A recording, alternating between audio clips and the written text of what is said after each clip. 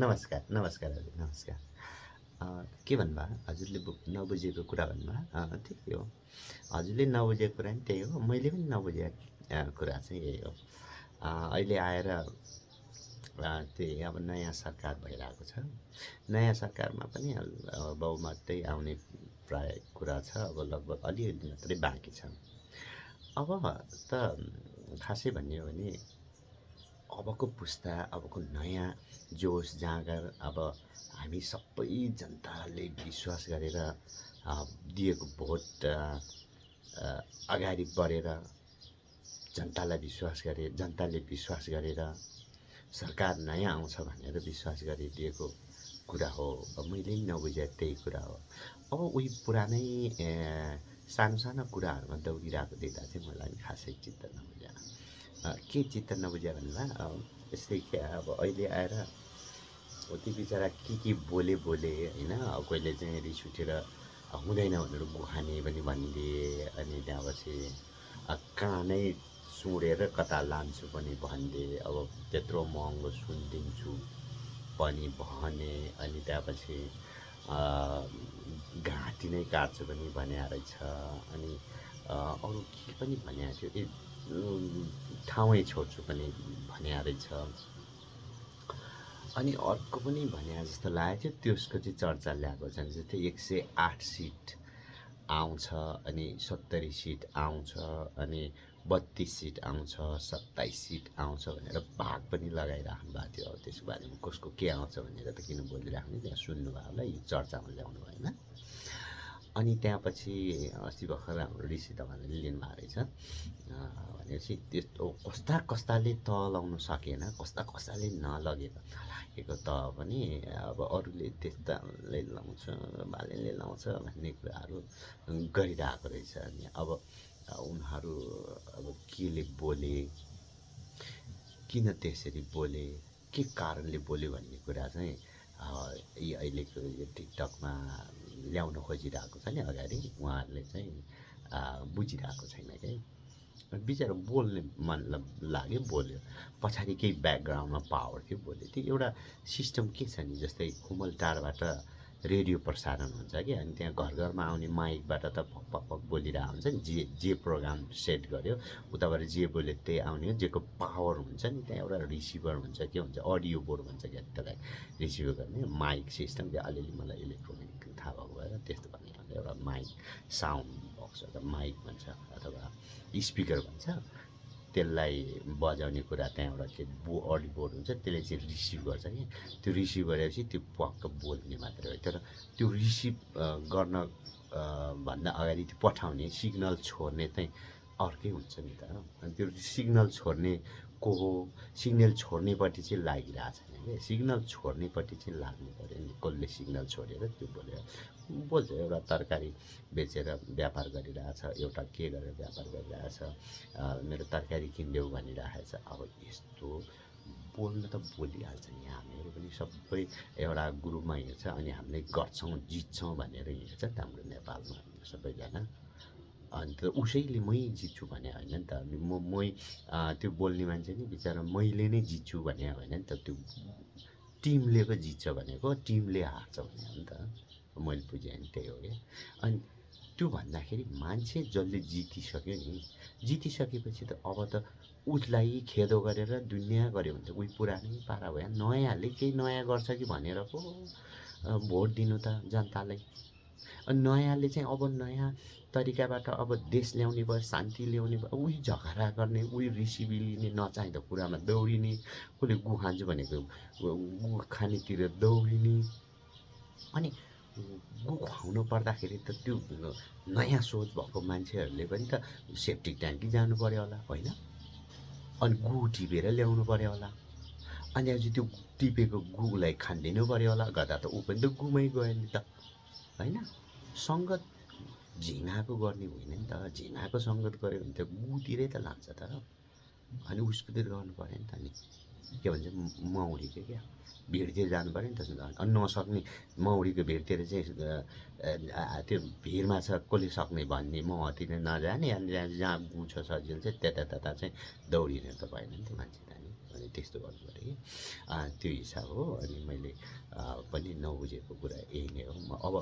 अब त देश बनिसक्यो, जित भएको छैन ऊ त्यसरी त्यो दुनियाँ कुरामा सानो सानो कुरामा दौडिरहेको छ। अब जित हुनु लागिसक्यो भनेपछि त ठुला ठुला खाका कोर्ने हो नि त देशको त। अब त यो ठाउँमा यो हो, यो ठाउँमा यो हो, अब भ्रष्टाचार गर्नुहुन्न, यो ठाउँमा चुहावट भएको थियो, बिजुली बत्ती यसरी बाल्नु परेको थियो, खोइ त जानेन नि त। अनि बिजुली ल्याउने मान्छेलाई नि त ल्याउन सकेन नि त, किनकि मान्छे चिन्नै सकेन। अब कतिपय राम्रा गए, कतिपय नराम्रो गए, त्यो कुरा पनि अब एउटा समग्रमा देश बनाएपछि चाहिँ लाला नि त भन्ने कुरा हो। त्यो मैले बुझेको कुरा। अब त के हुन्छ, प्लान डिजिटल प्लान हो नि त। अहिलेको त कम्प्युटर जमाना छ, अहिलेको सब याङ्गी मैले याङ्गी भने कि जेन्जी पुस्ताहरूले त सबै हात यहाँ हो नि त। सबै विश्व यहाँ छ नि त, वर्ल्ड। त्यति मात्रै होइन, ब्रह्माण्ड सबै यहाँ छ नि त। अनि सबै योबाट यहाँबाट यहाँ गर्ने, यहाँबाट यहाँ गर्ने, अब देश बनाउने। अब म पर्यटन क्षेत्र भएको भएर बनाउनुहोस् न देश। पर्यटनमा जुम्लामा ठुलो ATR चल्ने प्लेन बनाउनुहोस्। त्यहाँ चाहिँ रारातालको 72जना एकचोटिमा पर्यटन झार्नुहोस् त्यहाँ। अनि 72जना एक दिनमा झारेर त्यहाँको चाहिँ रारातालमा ट्रेक पुर्याउनुहोस्। त्यो पर्यटन विकास भयो, त्यहाँ आउँछ आय आर्जन। देश केले धानेछ? पर्यटनले होइन, पर्यटनले देश धानेको देश हो क्या। त्यो पर्यटनको विकास गर्नु न। अब कहाँबाट लानुपर्ने त्यहाँ एक्सेस बनाउनुहोस्। जुम्लामा गाडी सहज गराउनुहोस्, गाडी नभए प्लेन सहज गराउनुहोस्।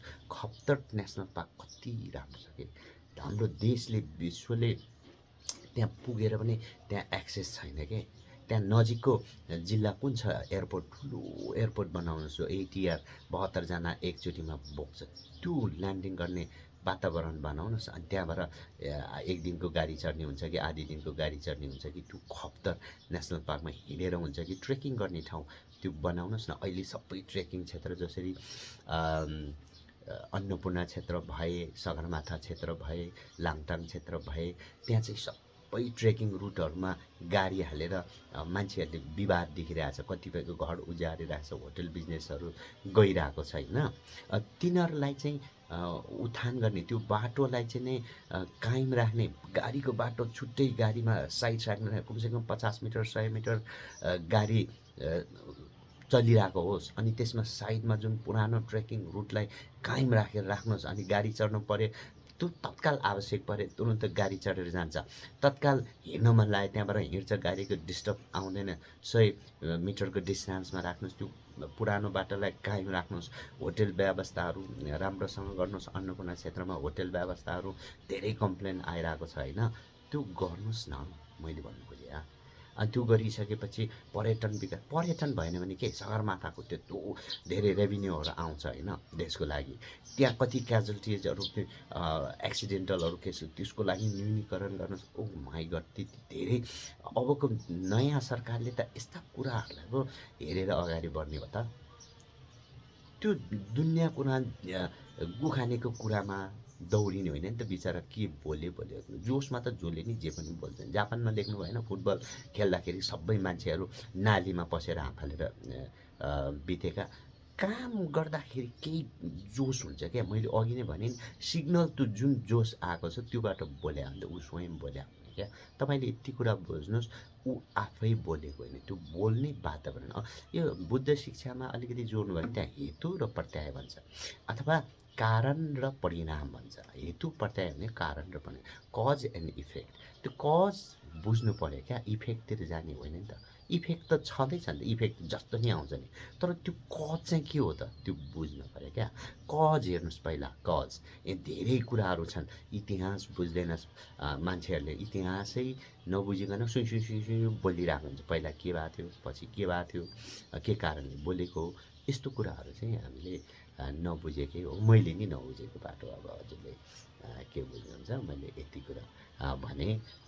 अबको देशहरूमा चाहिँ पूर्ण रूपमा अब यो ठाउँमा यो बनाउने, यो ठाउँमा यो गर्ने, अब देश विकासतिर लाग्ने हो कि। अब अहिले हामीहरू धेरै देखिसक्यो, एकातिरको भात खाँदो रहेछ, एकातिर चाहिँ भोट हाल्दो रहेछ। मैले देखिसकेँ त, जनताहरू एकातिर भनेर दौडिँदैछ। अहिले जित्नेको पछि सबै लागेको छ नि त। भलै त्यो सबै बोल्ने मान्छेहरूले जितेकैमा भोट हाल्यो भन्ने पनि त स्योर छैन। अरूले हालेको भनौँ, मैले हालेको हो भनेर जितेको भरमा लागिरहेको पनि त हुन्छ नि होइन। त्यो पनि त बुझ्नु पऱ्यो नि। अब समग्रमा भोट अन्त्य ठाउँ हाले पनि मैले जितेँ भन्ने त हो।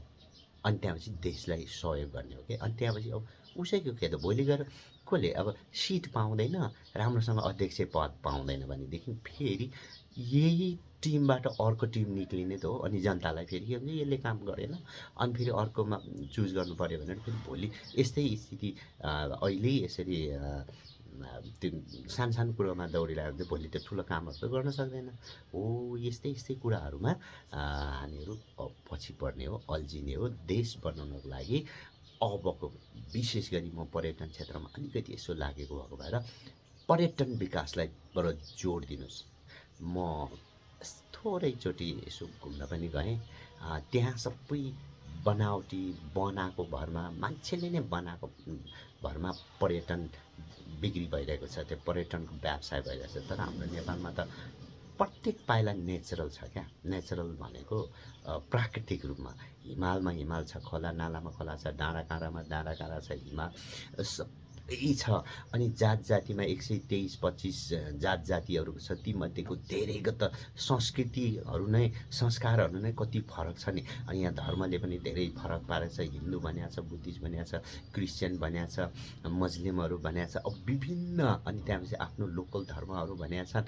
यहाँ त प्रत्येक पाइलामा पर्यटन छ के। ती एउटा बुद्धिस्ट बारेमा सिक्नु आयो भने त्यो एउटा पर्यटन भयो, हिन्दूको बारेमा सिक्नु आयो भने त्यो एउटा पर्यटन भयो, क्रिस्चियनको बारेमा आयो भने त्यो एउटा पर्यटन भयो, मुस्लिमको बारेमा त्यो एउटा। प्रत्येक पाइला पर्यटन छ नि। त्योभन्दा बाहिर के हो प्रकृति पूजा गर्ने मान्छेहरू भनेको भन्यो भने फेरि त्यहाँ पर्यटन छ। अनि मान्छेको ड्रेस वेशभूषा छ नि त, ओ प्रत्येक वेशभूषामा एक दिन वेशभूषा लगायो भने त्यहाँ पर्यटन भयो, त्यो बिक्री भयो, मैले बुझेको है। अब त्यो चाहिँ छैन के। अनि यो गर्नु, अब यो सोच एउटा खाता रोड म्याप के भन्छ नि, यत्रो म्याप बनाएर अब यो गर्ने, यो ठाउँमा यो गर्ने, यो ठाउँमा यो गर्ने भनेर अगाडि बढ्नुको साटो अब फेरि मैले त्यही कुरा ल्याएँ। किन बिचरा त्यो कान काट्नेतिर लाग्नु पऱ्यो। बोले त मैले अघि नै भने नि के कारणले भने कज एन्ड इफेक्टले बोल्या हो, बोल्यो। तपाईँ पनि त्यही लागे भए बोल्थ्यो होला। अहिले आएर धेरै मिडियामा आउने मान्छेहरू म निसन्देह, मलाई शब्द थाहा छैन, तपाईँहरू अन्यथा नलिनु होला। म भन्छु जित्ने पट्टि लागेकाहरूले सबैले त्यो जित्नेलाई नै भोट हालेर आयो भन्ने चाहिँ होइन है। अन्त ठाउँ भोट हालेर जित्नेपट्टि लागेका हो। किन त्यसो गरेको भन्दा अब जित्नेलाई सहयोग गर्नुपर्छ, पुरानो व्यवस्थालाई म्यानेज गर्नुपर्छ र अगाडि बढ्छ। एउटा कुरा याद गर्नुहोस्, यदि ती कान काट्नेहरूले कान काट्छु नभनेको भए, देश म गाउँै जिल्लै छोड्छु भन्नेले नभनेको भए, त्यहाँ अघि भर्खर म अब बिहा गर्छु भन्नेले नगरेर, बिहा गर्नुको त राम्रो कुरा हो नि त, सन्तान बढ्छ, बिहा हुन्छ, घर जम हुन्छ। अनि ती कुरालाई फेरि किन मिडियामा ल्याउनु पऱ्यो। उसले म बिहा गर्दिनँ भनेको भए सन्तान घट्ने भयो, ओहो हाम्रो देशमा एउटा बानी सन्तान, दुईवटा बानी सन्तान हुन्थ्यो, परिवार हुन्थ्यो भन्नु होइन। अब बिहा गर्छु भनिसकेपछि त झन् राम्रो कुरा भयो, त्यसलाई किन मिडियामा ल्याउनु पऱ्यो होइन। यस्ता यस्ता कुराहरू छ। ती कुराहरूलाई चाहिँ के गर्नु पऱ्यो भन्दाखेरि नेगेटिभ नभई पोजिटिभ बत्ती बल्दैन भन्ने कुरा एकदम याद राख्नुपर्छ क्या मैले देखेको चाहिँ। किनभने त्यहाँ 3वटा बिजुलीको तार हुन्छ, एउटालाई के भन्छ अर्थिङ भन्छ होला, एउटालाई नेगेटिभ भन्छ होला, एउटालाई पोजिटिभ भन्छ होला। कुनै बेला एउटै तारले ती नेगेटिभ पोजिटिभ के भन्छ नेगेटिभ पोजिटिभ अर्थिङ एउटै तारमा नभएको खण्डमा एउटा कोइल तार ल्यायो, एउटा घरमा यति तार भए पुग्छ भने त्यहाँ रङ्गिन चङ्गी त्यहाँ कालोमा नेगेटिभ, रातोमा पोजिटिभ र हरियोमा अर्थिङ नै भन्ने कुरा त हुँदैन नि त। यति कुरा जानेको। तर 3वटै कालो तार भयो भने के त्यसलाई त यो चाहिँ पोजिटिभ हो, यो चाहिँ नेगेटिभ हो, अनि यो चाहिँ अर्थिङ हो, त्यहाँ जोड्नु पऱ्यो नि त, अनि पो बत्ती बल्छ त होइन। अनि जो कालै कालो रहेछ भनेर त्यहाँबाट निक्ल्यो भने त 3वटै तार त त्यहाँ आइरहेको छ नि त। पोजिटिभ तार नेगेटिभ तार यसरी जोडेपछि बल्ल बत्ती बल्छ। तपाईँ बत्ती बाल्छु भनेर हिँडेको हो कि होइन तपाईँहरू अहिले, हामीहरू, तपाईँहरू हामीहरू। तर नेगेटिभ तार चाहिँ यो हो र पोजिटिभ तार हो। यसलाई यहाँ जोड्यो भने बत्ती बल्छ, यसलाई यहाँ जोड्यो भने बत्ती बल्छ भन्ने कुरा पहिचान गर्नु पऱ्यो नि त, नत्र त बत्ती त बल्दैन। कि पोजिटिभै पोजिटिभ भयो भने कसरी बत्ती बल्ने हो र, नेगेटिभै नेगेटिभ भयो भने कसरी बत्ती बल्ने हो र। अनि अर्थिङ छैन भने कसरी सुरक्षा हुने हो र त्यहाँ अर्थिङ पनि चाहियो सुरक्षा हो। यसरी तपाईँ हामी सबै बुझ्नुपर्ने कुरा यही छ। तपाईँ हामी सबै मिलेर सकारात्मक सोच, नकारात्मकलाई आधारमा टेकेर, नकारात्मक नभई बत्ती बल्दैन भन्ने टेकेर ती नकारात्मक ती बोलेकाहरूलाई आइकनिक रूपमा राख्नुहोस्। फेसबुकमा हुन्छ कि तपाईँहरूको सञ्जालमा हुन्छ कि युट्युबमा कहाँ कहाँ राखेर हुन्छ त्यो र भविष्यको लागि यस्तोसम्म बोल्ने बनाएको थियो पहिलाको सरकारले। यी जनता बोलेको होइन, बुझ्नुहोस् न तपाईँहरू, उनीहरू आफै बोल्या होइन क्या। उनीहरू आफै कुर्सीमा जान्छु र म यसरी बोल्छु भनेर कुर्सीको लागि बोलेको होइन।